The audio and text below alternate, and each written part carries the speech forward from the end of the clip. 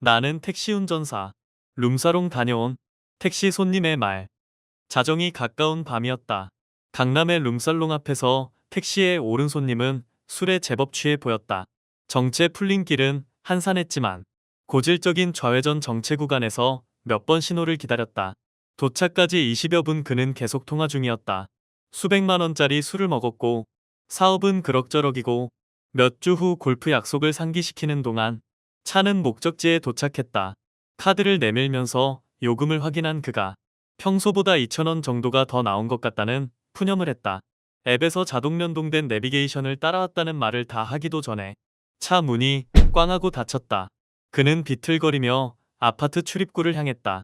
집에서 함께 밥을 먹던 아내와 아들에게 이 얘기를 했더니 숟가락을 든 채 어처구니 없다는 표정을 지었다.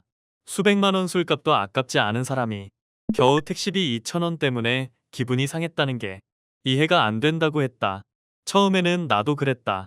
하지만 골똘히 생각해보니 룸살롱과 택시는 엄연히 질적으로 서로 다른 사회적 비용 구조를 가지고 있었다.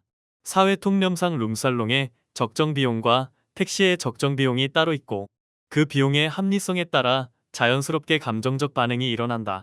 말하자면 같은 돈이라도 룸사롱에서 지불되는 비용의 임계점과 택시에서 지불되는 비용의 임계점이 서로 다르다. 우리는 룸살롱에서는 몇백만 원짜리 술을 당연한 비용으로 생각하지만 평소보다 2,000원을 더 택시비로 지불해야 하는 상황에 닥치면 부당함을 느낀다. 그는 그걸 내게 푸념으로 표현했다. 늦었지만 나는 술에 취한 그가 가졌던 부당함만큼은 이해하기로 했다. 돈은 주인의 생각을 쥐고 흔든다. 돈에도 서사가 있다. 같은 돈도 누가, 언제, 어디서, 무엇을, 어떻게, 왜, 라는 육하원칙에 따라 그 무게와 개념은 천양지차다. 예를 들어 룸살롱에서 가져온 2,000원과 택시에서 가져온 2,000원을 저울 양쪽에 올리면 한쪽은 깃털이 되고 다른 한쪽은 한 덩이 납이 된다. 그리고 어떤 돈은 전혀 다른 개념으로 물화되어 사람의 관계를 왜곡시킨다. 30년 전 지방에서 호텔리어로 일을 할 때였다. 당시 사회 통념상 호텔 팁은 1,000원이었다. 물론 당시 호텔은 서민들과는 거리가 먼 부자들의 전유물이라는 인식이 강했기 때문에 사회 통념보다는 부자들 세계의 통념이라는 개념이 진실에 가까웠다. 당시 호텔을 자주 드나들던 사람들은 전문직 직업을 가졌거나 회사를 가졌거나 아니면 조폭이거나 하는 아무튼 어떤 이유로든 충분히 있는 사람들이었다. 그런데 그들이 팁을 주는 방식이나 금액에서 개인의 성향뿐만 아니라 돈을 버는 방식, 그리고 그가 몸담고 있는 직업 세계의 윤리까지도 발견하게 된다. 팁 문화가 익숙지 않은 우리나라에서 더군다나 부가세 10%가 모든 요금에 붙어있다는 불온한 고지를 호텔 내 어디서든 쉽게 찾아 읽을 수 있는 상황에서 팁을 받는 경우는 드물었기 때문에 그런 발견이 더 쉬웠을 수 있다. 의사나 변호사 등 전문직들은 매번 통념에서 벗어나지 않는 정중한 방식으로 정확하게 가끔은 정말 얄미울 정도로 1,000원을 넘지 않는 팁을 줬다. 하지만 주로 건설 관련 사장 또는 임원들이나 조폭들이 주는 팁은 방식이나 금액이 사회적 통념과는 거리가 멀었다. 한 번 팁을 줄 때마다 1,000원이 아니라 1만 원짜리를 꺼내던 건설회사 사장이 있었다. 거의 매일이다시피 호텔 커피숍에 들르던 그가 나타나면 직원들은 통 크게 팁을 주는 그를 반기는 게 아니라 서로 눈짓을 하며 짜증을 내고 기피했다. 그럴 만한 이유가 있었다. 그는 근무 중인 호텔 웨이터나 웨이트리스를 부를 때 야라고 했고 이름이 김수정인 직원에게는 수정하라며 직접 이름을 불러댔다. 조폭들도 그와 크게 다르지 않았는데 그러니까 그들은 1만 원이라는 통념을 벗어난 팁 안에 위계와 서열을 함께 우겨넣고 그 힘을 막말로 행사했던 것이다. 그것도 평소에 그가 월급 주는 자기 직원이나 부하를 대하는 방식과 같았다. 어떻게 아느냐면 가끔 호텔 커피숍으로 그를 아련하러 조심스럽게 나타난 직원을 함부로 대하는 그의 말과 태도를 목격했기 때문이다. 이분은 좀 극단적이긴 했지만 내가 호텔에서 근무한 2년 동안의 경험으로 팁 안에 내재된 직업 세계는 경중은 잇되 유사한 문화를 공유하고 있었다. 30년이 흘러 지금은 볼 수 없는 에피소드가 되었지만 그 속성은 변하지 않았다. 각각의 돈이 지닌 서사의 원천은 그 주인이 벌어들인 방식의 다름 아니다. 나는 그 기준을 노동이라 생각했다. 단지 몸을 쓰는 의미가 아니라 사회적 규범 안에서 타인에게 피해를 주지 않고 자신이 흘린 땀으로 얼마나 정직하고 진실하게 임했는지가 그 돈에 새겨지는 것이라 생각했다. 그렇게 만들어진 돈을 내보내는 방식과 태도 역시 괴를 같이 하는 것이다. 쉽게 돈을 벌면 쉽게 돈을 쓰고 어렵게 돈을 벌면 함부로 쓰지 않는다. 가볍게 돈을 벌면 생각이 가벼워지고 무겁게 돈을 벌면 진중하고 깊어진다. 돈은 일상뿐 아니라 그 주인의 생각도 쥐고 흔든다. 돈이 일상을 지배하는 사회에서 사람들은 부자를 염원한다. 부자들이 가진 돈의 서사가 사회를 잠식하고 통념을 지배하고 당대의 상식이 된다. 우리나라의 경제는 신자유주의 안에 포획되어 있고 우리 사회의 부자들은 강남에 산다. 불로소득이 상식이 된 사회. 신자유주의의 핵심은 금융이고 강남의 신화는 부동산이다. 돈이 돈을 벌고 아파트가 아파트를 낳는다.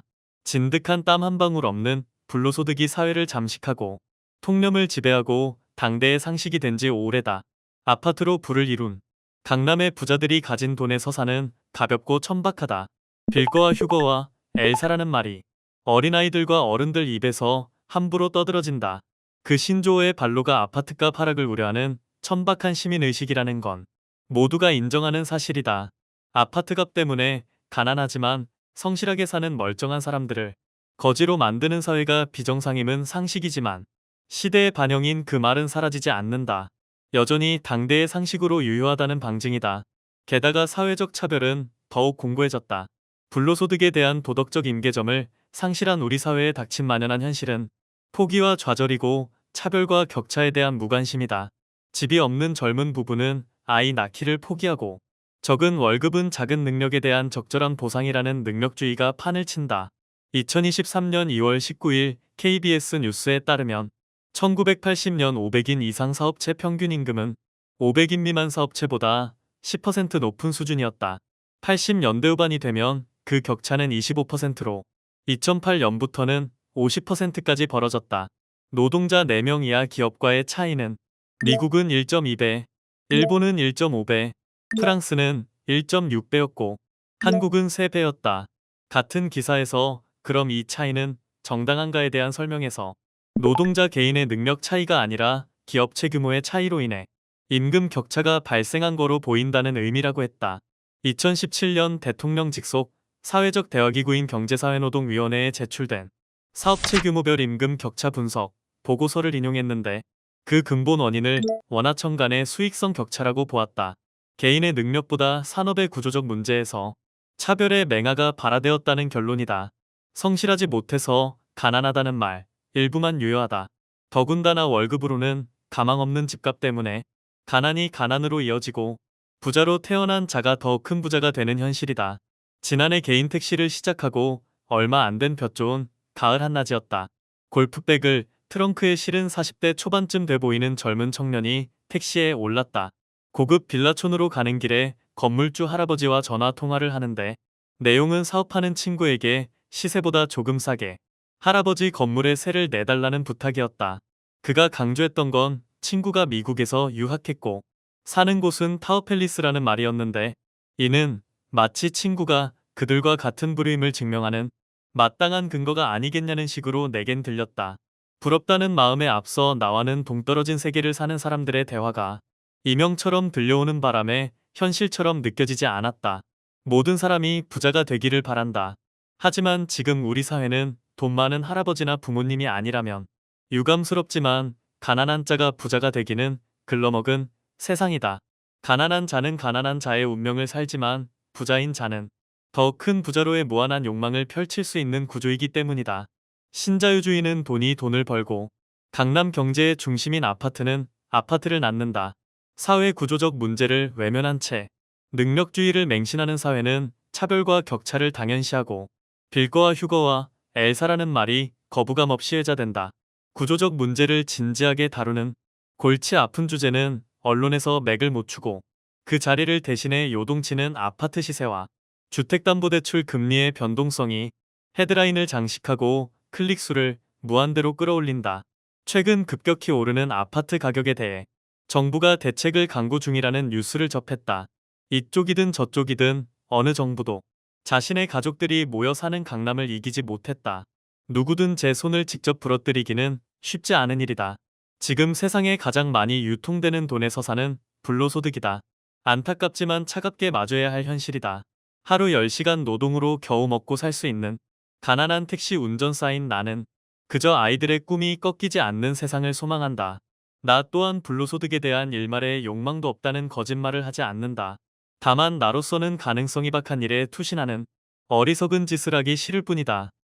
지금 내게 허락된 생존을 위한 유일한 가능성이 바보처럼 땀 흘리는 노동뿐이라는 사실을 나는 겸허하게 받아들인다. 그렇게 한 달 동안 벌어들인 저울에 올려진 돈이 비록 깃털처럼 가벼워 보일지라도 내겐 납 한 덩이의 무게감으로 묵직하게 가족을 향해 기울어지기 때문이다.